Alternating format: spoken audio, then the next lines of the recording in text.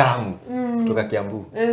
So thank you so much for coming. Thank you. Tunashukuru sana. Asante. And we are so humbled to have you here. You feel so blessed. Amen. Tunashukuru sana. Amen. Umefika finally. Yes. Na tuko tayari kusikiza story, kusikiza everything you wish. Leo nataka watu wasikie. Amen. Ndio maana uko hapa. Would love to welcome you.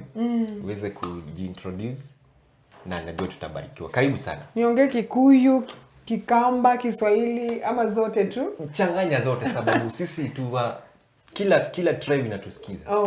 Na tunachanganya. Kwa majina naitwa Beulah. Beulah Mwende Musyoka, nimeokoka, Yesu ni Bwana.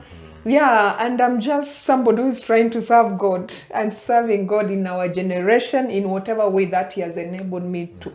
Yeah, and I'm so happy to be here just to share concerning what God has done in my life and in my ministry. Wow. Yes. Thank you so much. Tunashukuru sana kufika kwako. Amen. Sababu tumekuwa tukingoja.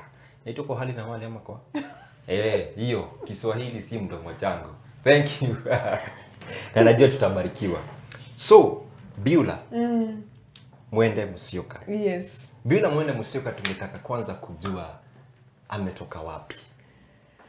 I was born in Machakos so many years ago. I'm the third born in a family of 6. Wow. Yeah, and I grew up in Catholic. Every Sunday my mom used to send us to Sunday school. So I grew up knowing God. I knew God. I cannot say like when I got born again later, that is when I had a relationship with God. I always knew that there was a God. Wow. Because my mom would always send us to Sunday school. Every time she would make sure we have an offering to go and give. Kwa hivyo nililelewa nikimjua Mungu. Lakini sikuwa najua venye the way I can relate to him right now. That time. Oh, that time. That time, yeah. I didn't know how I can relate to him. Nilikuwa nafikiria ni mtu wako huko juu, unafaa umuogope. Yeah, it is later that I came to know who God is. Yeah. Wow, thank you so much. So katika pale kuanza kusoma wakati wa utoto wako, ulianza shule wapi? Maybe in the nursery school and primary school hivyo. The story that I remember concerning my childhood, whatever my mom tells me, is that I was always sick. I was sickly throughout. Actually, my mom tells me the longest she used to take before going to the hospital was 2 weeks. 2 weeks. Alikuwa ashakuwa mteja wa Machakos General Hospital. Kila wakati. Yeah, wakimwona wanasema, "Hey, karibu mama." Yeah, it was like home. Mpaka alikuwa ananiambia, alikuwa anafikiria sitawahi tembea.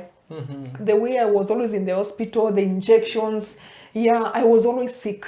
Yeah, so my mom really sacrificed to have me stand up now and become somebody who can just take care of themselves by themselves. Yeah, and kama mimi kuongea kwangu niliongea, I think I was in class 4 or 5. I didn't know how to talk. Wow. Yeah. I lost my voice when I was very young. Yeah, so many battles, but there's something in every human being, even when you're in the rural areas, when you are in the city, there's something in you that is always telling you there's something special that God has put in you. Sijajua nafaa nitumikie Mungu saa hii. Even when I was a child, I used to feel there's something that God has put in me and I have to bring it out. Wow. Yeah. So it was not so hard for me later to come and get born again. Yeah, I was just an average pupil, student, but I really used to struggle a lot because most of the time I was always sick. Even in high school. I would go to high school, after 1 week I'm sick, I go back, and I think actually my parents, they spent more on my medication more than the school fees. I was always sick. That is what I remember. Mungu umefika hapa. Now I don't. That's so good. Yeah. Thank you God for bringing you to this far. Tunashukuru Mungu sana kwa mahali amekufikisha. Amen. Sasa pale katika shule ulikuwa mwanafunzi wa aina gani? Unajua kuna wenyewe it's like they are so arrogant, they are so what? Ulikuwa mwanafunzi wa aina gani? Very naive and very shy. Very naive and very shy. I used to say I want to do mass communication as a career, and that is what I did later. But I was so shy. I had very low self-esteem. You know, the environment where you grow also determines how you come to mature later. Yeah, because of the struggles I had when I was growing up, I was very, very, very shy. I used to think I'm very ugly. I never used to believe like I have the dreams, but I never used to think like I deserve them. Yeah, God has really worked on me over the years for me to finally understand and know that I'm beautifully and fearfully made by God. Wow, Yeah. that's so good. Yeah. Sasa pale shule yako ya primary iko inaitwa na Kitanga Primary School. Kitanga. Yeah, in Mua. Sasa ukasoma kutoka class 1 hadi To class 8. to class 8. Yeah. High school ulienda wapi? Yeah, inaitwa Teresa Dilima, iko Machakos. Was it a boarding school or a day school? It was a boarding school. How was your experience wakati sasa uliingia kwa high school? Ukilinganisha na yale maisha ulikuwa unaishi kwa primary, sasa umeingia kwa high school. For me, it was very tough. Yeah, my childhood was very tough. Like I've said, I was always sick.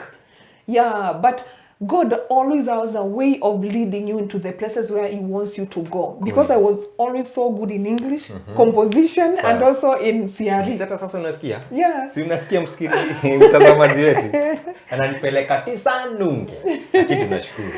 Yeah, just because you're not good in mathematics doesn't mean you cannot be good in something else. And now when I look at what God has called me to do, I see that God put that thing in me kitambo sana kwa sababu saa hii naandikanga. My ministry is about talking to people, is about ministry which is CRE, is about talking to many number of people. Yeah, so God was still leading me in my struggles to where He wants me to be. Yeah. Sasa umesema kutoka pale primary school, umekuwa every time you're in hospital. Now and then. Shida ilikuwa nini? Hata sijui. Unajua shetani akiamua tu kukuweka chini atakuweka chini. Leo ni kichwa, kesho ni tumbo. Yani there was always something that was disturbing. Na ukienda hospital hakuna kitu ilikuwa hakuna test zilikuwa zinafanywa unaambiwa shida ni hii. Njoro hata sasa ukienda hospitali hata kama uko sawa madaktari watakwambia uko tuna shida. Yeah. And that time came in after high school. I was so mad with the devil. I was not even born again. And I told my mom I'll not go to the hospital again. Yeah, let God heal me. And for sure He healed me. Vitu ziliisha tu, zikaisha. Then the struggles ended. Later now I got into God. Now ile full time unajua I'm born again and I have to live in the ways of God. Yeah. And that is when those struggles were cut off. Ziliishia hapo after kumekio decision ambia Mungu lazima uniponye. Kama unasemanga unaponyanga watu, niponye. And for sure He did. Nimechoka na hii. Yeah, nimechoka. Yeah. Lazima uchoke ndio Mungu akupeleke to the next level. Kweli. Yeah. So pale high school, life yako ilikuwaje high school? What kind of activities ulikuwa participating in high school? Hata hakuna. Imagine the people I used to be in school with when I was young, wakiniona saa hii hawezi nikumbuka.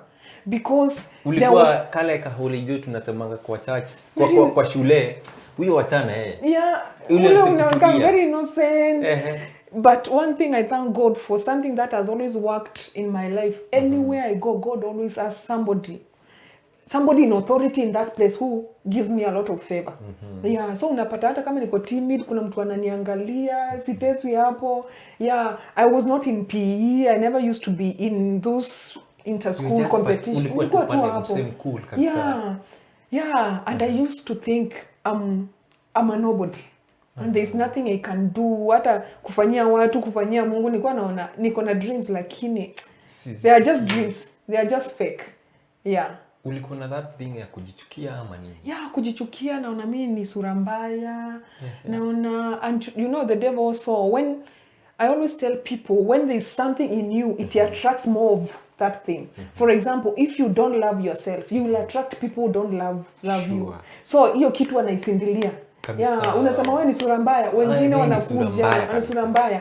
And when you look down on yourself, you attract users and people who will use you and abuse you for their own advantage. Unasaidia saidi kukufinya na kukufinya kabisa. Yeah. Lakini unajua sasa ukiwa high school, sababu it is a school setup, there's no much abuse until you come out una realize I have to change if I'm going to survive in this world. Yeah. Sasa umesoma high school. Uliokuwa ukiwa high school ama after kutoka high school? I used to listen to radio when we were growing up, and I would hear Pastor Pius Muiru preach. Kuna nuru gizani. Kuna Everybody nuru who gizani. was in those times. Maximum Miracle. Maximum Miracle Center. So I used to listen to him, and I never used to believe somebody can get born again over the radio. So I used to say, naambia Mungu, ile siku nitafika Nairobi, nitaokoka nikifika kwa hiyo church. Nitaokoka. So because my parents were not born again, my mom now is born again, she's a pastor, but that time she was not. So nilikuwa naona sasa nikiokokea nikiwa hapa itakuwa life itakuwaje, itajifunga. So nilikuwa naomba mimi, the way young people they pray, they want to go to the city to see life. Mimi nilikuwa naambia Mungu nitoa hapa ndio niende Nairobi nikaokoke. Wewe si kazi unatoka kutafuta mamani. Nilikuwa nataka kuokoka because I used to feel, you know, hata tukienda kulisha ng'ombe tulikuwa tunalima, nikikaa hivi nasikia tu sauti ya Mungu inaniongelesha. Sikuwa najua kama ni sauti ya Mungu hiyo wakati, but later nilikuja ku understand ni sauti ya Mungu. Nasikia tu kitu inaniambia kuna kitu nataka kufanya na wewe, kuna kitu nataka kufanya na wewe. Nikisikia gospel music, nikisikia watu wakihubiri, nasikia kitu, moyo wangu umeguswa. Kwa hivyo nikaambia Mungu, ukifungua mlango mimi niende Nairobi nitaokoka. It was a promise, and for sure I did. Nairobi ndio nitaokoka. Nitaokokea huko ndio sasa nikuanga naweza enda church huko kama kuna mtu anajua. And for sure I got born again, and for so many years nobody knew I was born again in our family. Ukakaa hivyo? Nikakaa tu hivyo. Sasa umetoka high school. Na najua Mungu alikubariki na ukaweza kumaliza high school. So umekuja huku nje. Were you able to get into college? Ama before when the college, how was your life? Nilikuja my parents they took me to college. Nikakuja nikaingia. Nikaokoka immediately. I was born again. God is so good because I came to stay with a sister of mine. Na akaniambia Sunday nataka tuende church. So nilikuwa nasema wacha nikae tu Nairobi, na nikijua Nairobi nitatafuta hiyo church ya Pastor Pius Muiru niokoke. My sister told me we go to church, nikapata hiyo church. So nikajificha siku yenye kuwa nikaenda kuokoka. So wewe huko ile ati mimi nataka kutoka kwa wazazi, niende Nairobi, nipatane na mabeste, nichape life, niende raves, mabash na nini. You weren't into that? No, you know my parents, your mentality wasn't into that ati mimi nataka kwenda Nairobi kukula raha. Unajua Mungu akiwa kidole ya Mungu ikiwa juu yako huwezi hepa, atakufuata tu. Alafu we don't know it is God leading us until we look back, we are like, kumbe it was God who was leading me all through. Sababu njia ya kila mtu inakuanga Mungu ashatengeneza. Atengenezi saa hii ati anasema njoro nitamfanyia nini saa hii? Ashatengeneza. Ishatengenezwa na hapo lazima utapitia. Kwa hivyo nikuja nikaokoka, and that is where there were so many struggles when we were growing up, lakini after kuokoka sasa ndio nilianza kustruggle concerning my personal destiny now. Ni zile vitu when you are young, zile vitu tu unataka pesa, vitu hata unataka nguo, vitu hata they don't make sense. But after I got born again, it's like I declared war. And that is where now my journey of making started. And that is where hell broke loose. Kabisa. Kabisa. Akasema sasa wewe umeamua. Sasa ni kuchapana, kupigana na It was very tough. I was in college that time. I got into bad company. I got into relationships. By the time I was coming back, nilikuwa nimegongwa. Unajua? Nilikuwa nimegongwa na shetani. Nimebondo ile kabisa. Na sisi tunakuanga ni wale watu hatutaki kusikia Mungu. Hatutaki kusikia Mungu. So Mungu anasema okay, you have a will. Hapa ndio unataka kupitia. Wewe pitia hapo, ukirudi utanipata. Njia yangu ni hii lakini nataka hii. Sasa umeingia college. Sasa before tufikie pahali sasa life yako sasa ilikuja kuanza kubadilika. Life yako mwanzoni ya college after umeokoka, what was the difference ya wewe wakati huko umeokoka na wakati umeokoka? Battles. Life got worse actually. So hapa si ile mtu anasemanga niliokoka eti na mambo ikakuwa mzuri. Mimi I wish there is somebody who told me when you get born again, that is the time you declare war. I started fighting things that I don't even understand.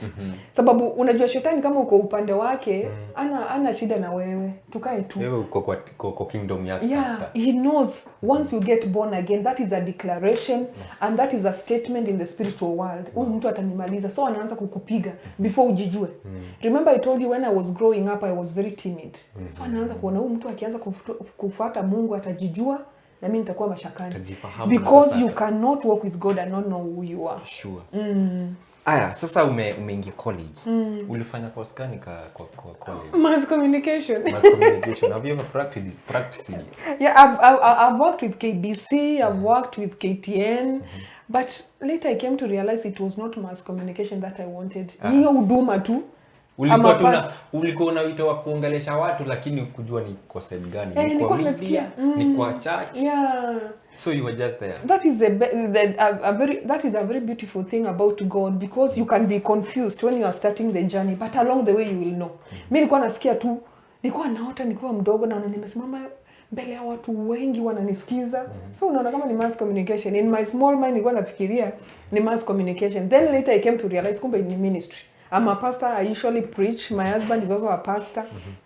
He's an apostle. So we are always talking to people. Wow. So hiyo ndio kitu ilikuwa inanisumbua, lakini hiyo wakati sikuwa nimeijua, lakini ilinisaidia. There's nothing that God wants, because I'm also like on Facebook, I'm always writing. Yeah, so hiyo kitu Mungu hakuachana nayo. Bado naitumia hata saa hii. Yeah. Sasa pale umetoka high school.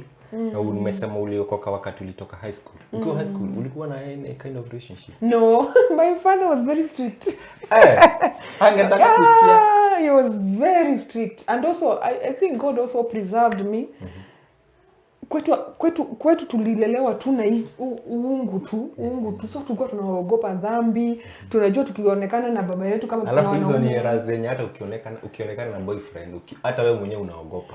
And my father was very strict, hata wao walikuwa wanamuogopa, hawako anakuja home. Wow. Yeah, so I got into a relationship, a small relationship, some time nikaona hii kitu ni ujinga tu, nikaachana nayo. Yeah, then I came now to Nairobi. Yeah, so when I was young, God preserved me from all those things. Yeah. Wakati ulitoka ushago ukakuja Nairobi, ni nini uliona change? Kule ushago ni nini uliona hii haikuwa ushago lakini kama nikaipata Nairobi? Freedom. Were you influenced in a way?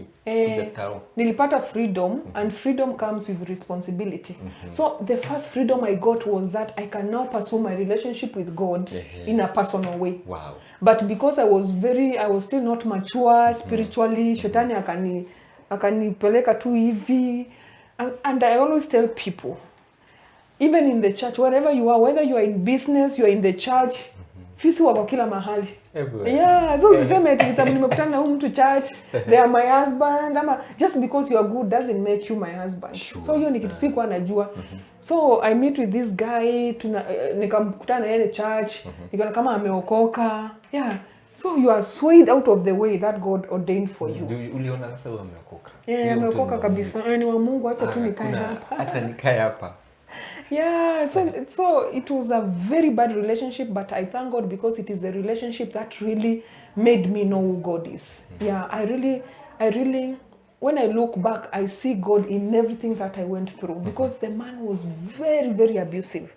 Yeah, he was a womanizer. Ni wale wanaume, yani akitoka hapa akona sijui na mwingine, you come and introduce a friend to him, unapata the next day they are sleeping together. It was very bad. Anakuchapa.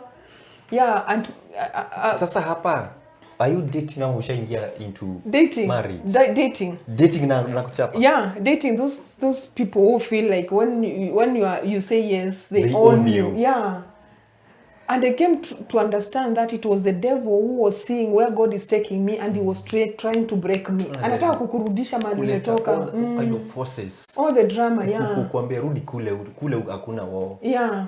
And there are some people who check into your life, and all of a sudden you start losing things, you lose yourself. Nilikuwa nimeanza kujijua after nimeingia kwa hii relationship, ukapata he doesn't want me to go to church. Hataki kusikia hata nikisikiza gospel music. So I was disconnected from God completely for like 3 years. Yeah. Wow.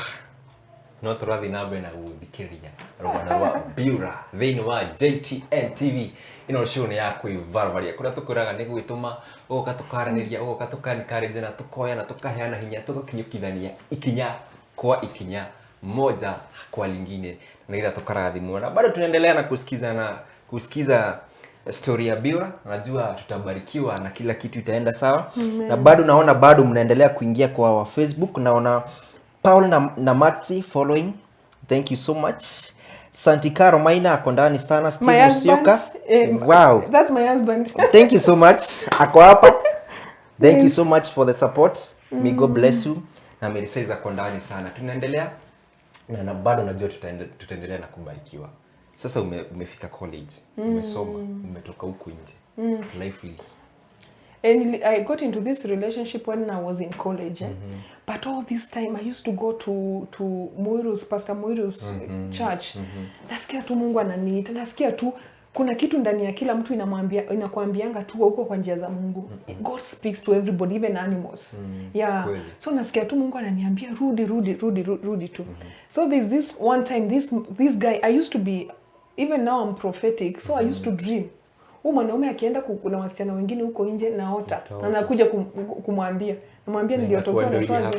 So anaanza kuniita, ananiambia mimi ni mchawi. Ulijua aje? So God would give me, imagine I'm in sin and God is still speaking to me. The mercies of God. Nakuja namwambia ulikuwa na so mlikuwa mahali mlifanya hivi, alikuwa amevaa hivi. So one time, yani unaonesha into details. Into details. Mungu alikuwa tu anataka nitoke kwa hiyo kitu. Yeah, so nikakuja nikamwambia ulikuwa na so and so. Somebody was a friend of mine. Akanichapa. And that is the time I knew if I don't come out of this relationship, I'll never see my destiny. Yeah. So akinichapa hivyo, there's one time alikuwa amenishikia knife ananiambia sijui wewe ni kichwa ngumu, you know the way narcissists, those people abusers and they want to put you down ndio uanze kuona chenye umekuwa ukiona si ukweli. What you are telling them is not true. So nikaambia Mungu, deliver me from this relationship, usikubali huyu mwanaume aniumize, nikitoka hapa I'll never look back. And for sure, until I got married, niliambia Mungu, I'll never get into another relationship without consulting you, and I will never sleep with another man until I get married. And for sure for like 11-12 years until I got married. Nilikuwa hivyo. Nilikuwa hivyo. Now I got married. Ulisema Mungu mimi nataka ukue bwanangu. Yeah, because for me, when you are growing up, you think, the way people portray relationship, ile sikubembelezwa. I saw the other side. I saw the other side and I said, this is the life I've always said I don't want to live. So sitaki kujieka hapo.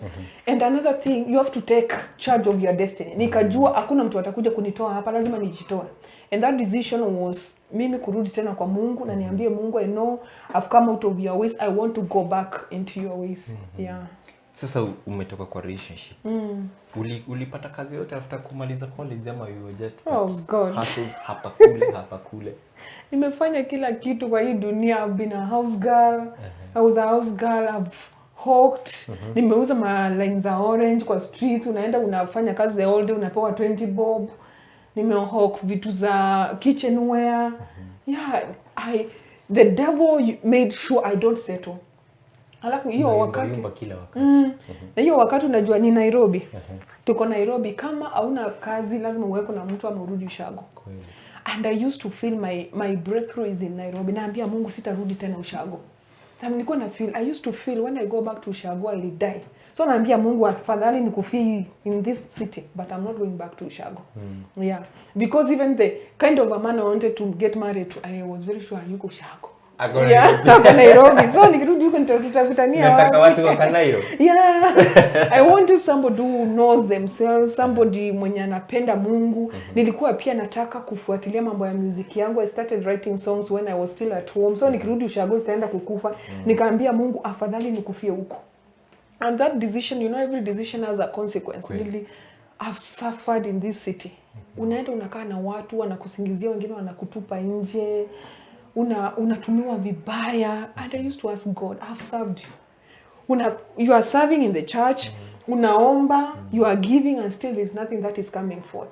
Na nimekuja kwako. And you promised your place kuna kila kitu. Nobody told me. What's happening? Nobody told me that when you get born again, it is a war. I was expecting everything to be okay. I struggled. It's just a walk in the park. And there was such a spirit of rejection over my life. Kila mahali nikienda nakataliwa. Hata nikipata kazi mzuri aje, ikifika 2-3 months nafutwa kazi. Unaondolewa. Yeah, mtu anaweza kuja tu afanye drama hapa na hiyo ni mimi na si mimi. Until I said, I have to deal with this thing. Yeah, nika struggle, then I became a house girl. Siku moja nikaamka hivi nikaambia God, this is not the kind of life you created me to live. Sasa kwa hiyo wakati yote una struggle huku Nairobi, wazazi wako unaongea na wao? Imagine the devil also had disconnected me from my family. Yeah, kabisa. sitaki kusikia kutoka kwao, sitaki kuwaona, I'm not going home. You know, when you lack and there's rejection over your life, there's that blanket of shame the devil puts on you. Umekelewa. Hata wazazi hawataki kuitanishwa na wewe. Yeah, hata kama like my mom, she really loves us so much, lakini hata unaona ni kama akikupigia simu anakujudge because my other sisters have made it. But for you, yeah, how can you tamak for like 10 years upati kazi? Me, I knew later I would get into ministry, but I wanted money niweze kujiweka. Yeah, so I disconnected from home, nikaacha kwenda hata nyumbani. Yeah, but God is good. Amekufikisha hapo. Tunashukuru. Yeah. Na bado unaendelea kuglow kila wakati. Yeah, amen. As you grow. Wow, tunaendelea vizuri ndani ya JTN TV. Kuna tukwiraga ni nyoto kero ya meyo. Show ni yako ibarabaria. Kuna tukwiraga guku twenda tugoka tukaraniria, tukanyitana guoko, tugakumiriria, ona tugakuhe mwihoko wa muthenya wa rucio ni tondu rucio rwaku ni rwega agukira umuthi. Na nikio Ngai akwarahurire tondu grace yake iguru riaku, favor yake iguru riaku, na angikunyita guoko ri gutiri undu muritu. Na angigutongoria gutiri undu muritu. Tondu wothe urikaga aunengera Ngai ri, kila kitu itakuwa sawa. Na kila kitu itaenda kulingana na njia za Mungu. Koguo ri, ngoda tukao tugikiria ndagika o nini tu. Twende break for some minutes, alafu tutarudi. Nataka wa producer